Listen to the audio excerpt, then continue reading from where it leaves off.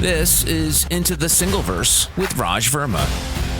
Unfiltered conversations about the latest trends and the tangible effects of real-time data on pivotal industries, our daily lives, and the future of our world. I'm thrilled to have with me Dr. Neha Sangwan again, a remarkable physician, engineer, and communication expert. A new book powered by me, From Burnout to Fully Charged at Work and in Life, is a must-read for anyone who wants to learn how to recharge their energy and live a fulfilling life. There, among the various things that sort of jotted down in our dialogues together, one of the things that you said that stuck with me was most times your greatest weakness is your strength overused. And the fact is that what made you what you are, if you're a successful person, and I think all of us have our own measures of success and are successful in our own ways, is also, if overused, your biggest weakness. How much of the strength, for example, that a achiever in corporate America or corporate universe have, which says, I meet deadlines, I always over-deliver, I always do more with less, which is a good thing, by the way. I hold myself accountable. These are all positives for the most part. And I thought it was fascinating when you said that these strengths, when overused, become your biggest weakness. Do you want to talk about that a little bit? So now what we're talking about is holding paradoxes, right? Because let's say I am so in service to my patients that I will drop anything. I will not worry about my own sleep. I will not worry about my own food. I will not worry about anything because I am so in service to my patients. What an amazing doctor I am. Until I hit the wall of burnout and have to go on leave for 3 months because I didn't take care of myself. And so there's this beautiful paradox of self-care so that I can serve. In corporate America, there are the people who say, oh, I want freedom and we want to do anything, I want to come in when I want to leave when I want, I don't want any rules. And then there's people who say, here are the policies, here are the procedures, here are the rules. What I believe is the answer is somewhere in the middle, that you need enough structure so that you can have flexibility, innovation, and creativity. All of these things work together. So what I would say to myself and what I've learned, right, my latest book is on burnout. And 20 years later, I have compiled the knowledge and the wisdom and the skills. And what I tell this all or nothing woman, the younger version, the girl in me, what I'd say is, you didn't have to push through your body, Neha. You could have partnered with it and done just as good of a job. Because when I pushed through my body so much, my body broke down. And I think there's a way of, yes, it's good to do more with less. It's good to accomplish in your job. But when you do it at the expense of the relationships that you have, when you bulldoze over people, when you cut people short and you're not fair with them so that you can save $1 and make a number and, come in under budget, you have hurt the trust in your relationships. Long term, these people won't want to do business with you.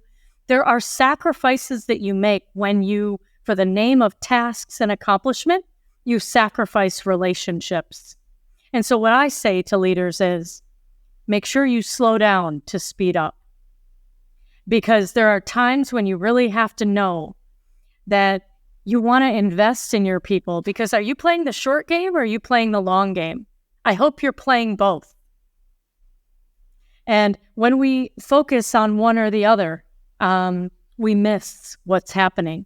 So it's really about, can I be an achiever and also include myself in the equation? Can I get the job done and bring the team along and make sure everybody feels heard and we all collaborate. It's the and, not an or. No, that's, again, awesome.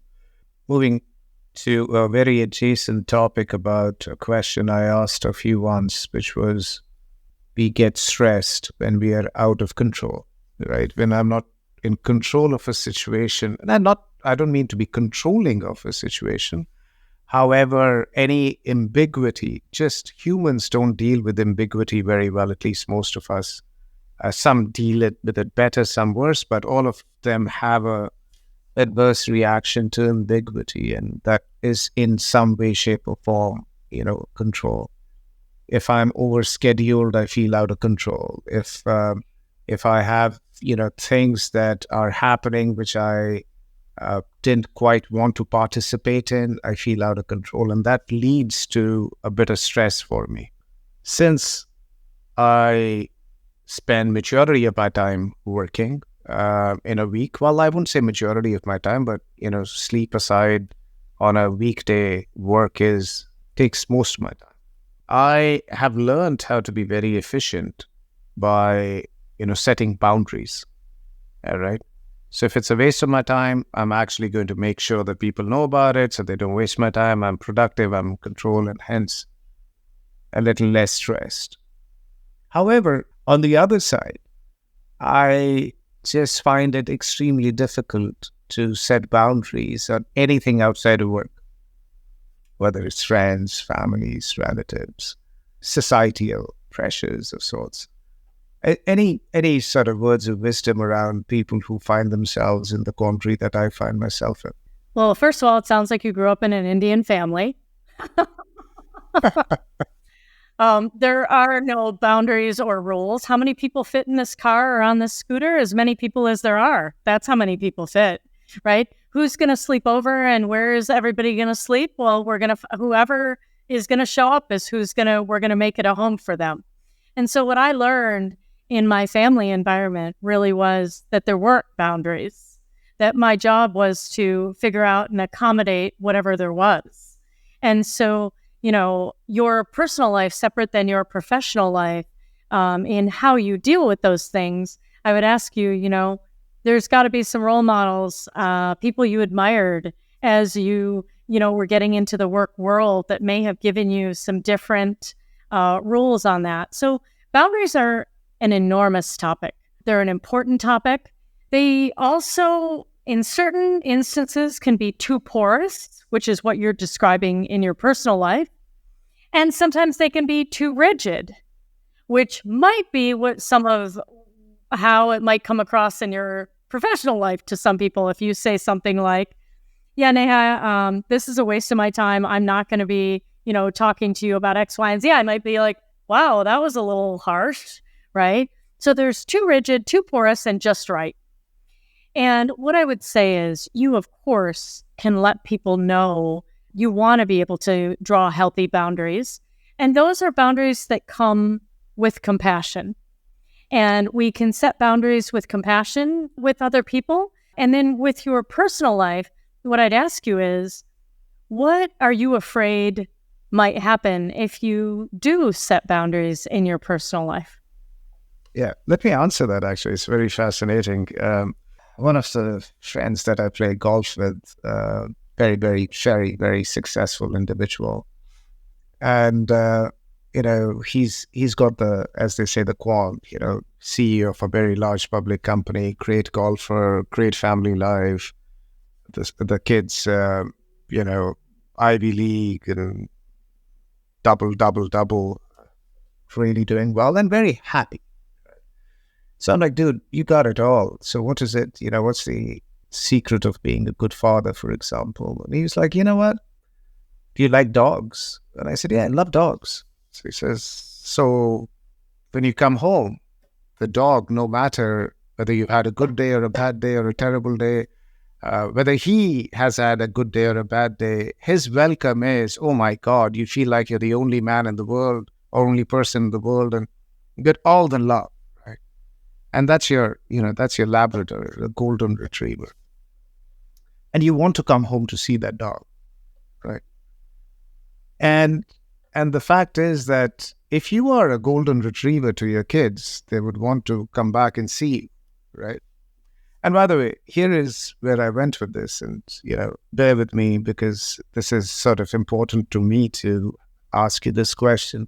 And the fact is, yeah, you'd much rather go back home to a golden retriever than to a Rottweiler, right, or a bear, right? and and the fact is, a golden retriever, he has no boundaries, or it has no boundaries, and you have given it no boundaries, except, of course, don't piss and shit on the couch or what have you, right?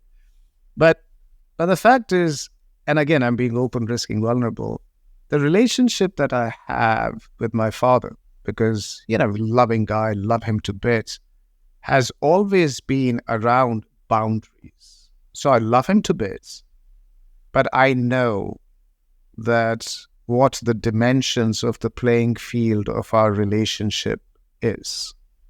So this is not a place there where I can run amok. Whereas if I was to claim that I'm a golden retriever to my kids, there are no boundaries. So is that akin to unconditional love? Okay, so I'm gonna probably challenge that a little bit. A child's job is to push boundaries, and your job as a parent is to be pushed, but to always be assessing how the growth of your child matches the environment that they'd like to put themselves in, whether it's a sleepover, whether it's a music concert where there might be drinking and older people and things going on. And I think it's very important that parents draw boundaries. I think that it gives children something to push against. I think more important, even than you drawing boundaries for your children, is whether or not you uphold those boundaries. Because you are role modeling for them how, when in the back of a car, they're sitting there and someone says to them, hey, you want to try this? Whatever this is. If liking someone means that they have no boundaries, if them being your dearest friends or personal friends or family, hey, so-and-so's like family. If their beliefs that when you're like family, then it means there are no boundaries, it's going to be harder for them to go out in the world and actually be able to draw those boundaries. Let's say you give your children a curfew and you say, yes, you can do this. We're happy to start letting you go out with your friends. You just got your license, but you need to be home at 10 o'clock. And let's say you say, and if you're not home at 10 o'clock, this is a Friday night, then you can't go to the party on Saturday. So you always want to give someone a boundary that's your child, and you also want to tell them the consequence of not keeping that boundary. Then they come home 10:30, 11 o'clock, they don't follow the boundary, right? So then it's, well, Dad, come on, like everybody's going to be at this party on Saturday. Like, I really want to go. Come on, everyone's going to, all the cool kids are going to be there. Now, this is the moment when you as a parent are going to make a decision. Your heart's going to bleed because you want them to be where all the cool kids are. You want them to be a part of what's happening. But if you say yes to them and you say, all right, this time I'm going to let you go if all the cool kids are there. They go to this party, but you know what you just taught them? You taught them that boundaries are made to be broken when the cool kids are doing it. There's a much bigger lesson that comes with boundaries for kids. I completely agree. Completely agree with it. I do think that as kids, as I call it, the governance and compliance and sustainability aspect of parenting aside, of course, you can't get behind the wheel if you've been drinking or, even close to it, or, if you're in harm's way in any which way. I think where I'm going with this is those kids will become adults, right? And they will carry with them the experiences of their childhood that you and I discussed, the experience of the relationship that they had with the people that they trusted and they didn't have a choice, which are parents. And though, of course, in some mythology, they do think that the kid selects their parents before birth. But that aside, do you think kids with stricter boundaries become more fulfilled individuals? Or is your notion that if the boundaries are, of course, apart from compliance, governance, and sustainability, so as to speak, are more free flowing, the stress that they put on themselves of, pleasing and doing things which aren't natural to them just to belong eases out? I think it depends on a few factors. I think, growing up in the same household, I had two sisters. We had the same parents, but we reacted very differently to their same rules. And so I think it part depends on the individual, this soul that is in this body, how I show up in relation to authority, in relation to the rules, in relation to what makes me feel comfortable. I've been coaching for more than 20 years. And, sometimes the people whose parents didn't have many boundaries for them, they sometimes say, I wish my parents cared more. For the people who had, too strict of boundaries, what they say is, wow, I went crazy the moment I had freedom because I was kept in too strict of an environment. So I'm going to say somewhere in the middle is probably a good balance, in the sense that there are boundaries there, but there is freedom and flexibility. There is the ability to talk about things and work through things and get messy and figure it out. However, the biggest, and this is something which is very, very close to my heart, is the mental health of kids. And, of course, I deal with data and AI and all the rest of it. And as a father of 4 kids and 2 girls, 2 boys, I have a vested interest in the mental health of young kids, of course. The difference between our childhood and our kids' childhood is the variables and the influences in our lives were tangible, whereas the influences on our kids' lives are infinite, literally infinite. Yeah. And us growing up, we were looking for information. Here, they are basically, you got to probably bring them up to deal with information and be able to decide between wrong and right, because they'll probably learn a lot more from social media, right, from an information standpoint than from us. I mean, if you remember you and I growing up, and forget Indian parenting or Western parenting or what have you, if your dad said, making this up, Bjorn Borg is 6 feet 2 inches tall, you take his word for it, right? Because you had no other bloody way of finding out, all right? My kids and I were having a conversation. We were just at Wimbledon, and we saw Alcaraz play. And I came back and I said, do you know how tall Alcaraz is? And they said, no. He says, he's 6 feet 1. No way he's 6 feet 1, Dad. Let me, Google it. So the fact that I'm making is that we are no longer figures of the gospel truth from a world information standpoint. We are probably a minder of values of some sort. You know what I mean? And I think parenting in this infinite universe of information has to be very different if we were to bring up kids who are going to be a little less stressful as adults. And I know characteristics and individualities matter, but I love your opinion on it. Yeah, I mean, I think it is absolutely a different world than we grew up in. And, we had those Encyclopedia Britannica that that's what you looked things up in. And if you couldn't find it in there, then you trusted who was saying it.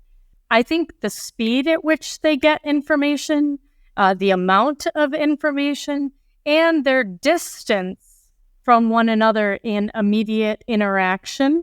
So it's them with a device, it's interacting on an app or a website with a device to another person. So the distance with which they interact with people and the speed with which they interact with devices is really an interesting juxtaposition, because they're afraid of real-time communication. That's like a tiger chasing them. So I have people that I work with that would rather videotape themselves and text it to me than call me. So then they can control how this interaction goes. They send it off to me, and then I'll need to react, and they'll need time. So I think there's all sorts of ways that they are different. And you're right. I think us being the authority figures is probably coming a little more into balance. Saying things like, because I said so, doesn't work anymore. And so that's probably a good thing. And so I think some of it needed to come into balance. And I also think that this is another piece where us figuring out how we let them grow into this experience in a way that has some, bumpers on it so that they aren't exposed to everything is a really, really big deal. But I think in the fundamental bottom line, your family and your parents will always be there to teach you values and what matters by who they are, by what they, smile at you for, by what they reward you and celebrate you for. We all want to belong. And now what's interesting is we are competing with people they don't even know, likes from people they don't even know from across the world. Sometimes that becomes more enticing to them and important to them than their own family, once they're in their teenage years. So we've got new challenges, and I suppose that's what makes it all exciting and interesting and all of that. Yeah, and I think we are over time here, Neha, but as always, absolutely fascinating speaking with you. Any sort of last comments to bring us home? I would just go back to what you said about, when you overuse your greatest strength, it becomes your weakness. And what I'd say about that is whenever somebody gives you feedback, they say you're arrogant. If someone says you're arrogant, I want you to just ask yourself on a really practical level, what's good about being arrogant? Oh, I'm confident. I'd probably stand up and volunteer to do something. I would lead. Then what would be like the mild opposite? Well, it would be humility, curiosity. So all you have to do is take your confidence, your leadership, add a little bit of humility and curiosity, and now it moves from being a weakness back into being your greatest strength. That's what I was talking about. If somebody gives you feedback and you feel like it's a weakness or a judgment of you, it probably just means you're overusing something you're pretty good at. So to just kind of to take that in stride and be open to it, because other people, just like the nurse and when the day I burned out and the psychiatrists I spoke to, they can often see things that we can't. And so I think as a world, let's look out for each other. Let's learn to have honest conversations with each other. Let's know what we value, and let's make decisions from that place of our highest values. Thank you so very much, Neha. As always, it's a pleasure. Enjoy Italy and Lake Como. Give our best to Raj as well. And thanks for making time. It's rather late in the day for you, and means a lot to me that you made time for us. So thank you so very much. My pleasure. Thank you, Raj. You're welcome. And don't forget to order Neha's new book, Powered by Me, From Burnout to Fully Charged at Work and in Life. And that's it for this episode of Into the Single Verse. Thank you for listening to the podcast. If you enjoyed it, don't forget to subscribe to automatically receive future episodes. Additionally, I would greatly appreciate it if you could take a moment to leave a review, helping others like you discover the show. I'll see you next time. This was Into the Singleverse with Raj Verma. If you want to learn how to unleash the immense power of data, go to singlestore.com. Into the Singleverse is a production of Forbes Books.